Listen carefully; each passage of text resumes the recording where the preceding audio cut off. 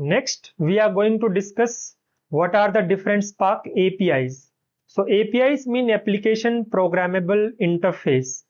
Like what are the different interface which Spark provides that we can use and write some code.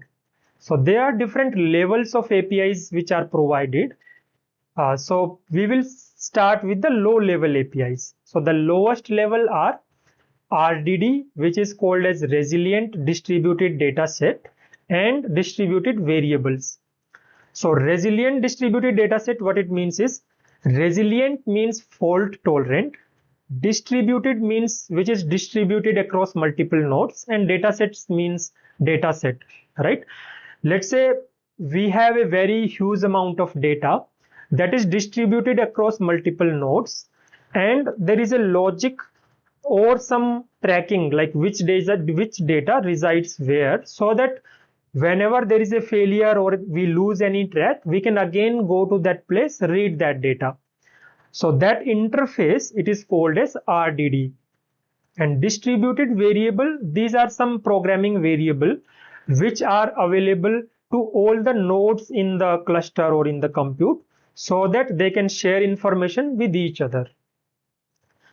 These were used in old days. Nowadays, we don't use these APIs anymore because we have structured APIs, and these are the ones which we are going to use the most. In terms of structured APIs, it provides three types of APIs: DataFrames, Datasets, and SQL.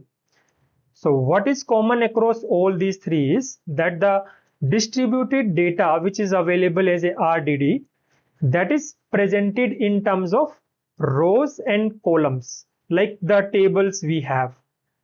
And that how we can interact with those table or that structured data. So these three have different ways. Like using DataFrames, we can interact using PySpark and Scala and Java programmatically. Using SQL, we can interact by writing the SQL language. And datasets, these are very similar to DataFrames, but these are type safe. Like we have to write some more code, but each and every step that they check whether we are using the right type of object or not. So datasets also are not used much frequently. Nobody uses these nowadays. Everybody uses the DataFrames and SQL, and that is what we will be using the most. On top of these structured APIs, there are some other high-level libraries also available, like structured streaming, which can be used to process any streaming data. MLlib and Spark R, which can be used to do any machine learning work or heavy statistical computation work. And also, like I was telling, Spark can do graph processing. So that is where GraphX comes into picture. And there are some other third-party libraries also which are built on top of all these libraries, which does the different functionalities.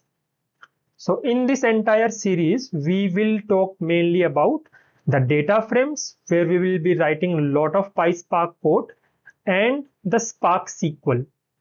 And in general, these are all the different types of APIs which anybody can use to write any program in Spark.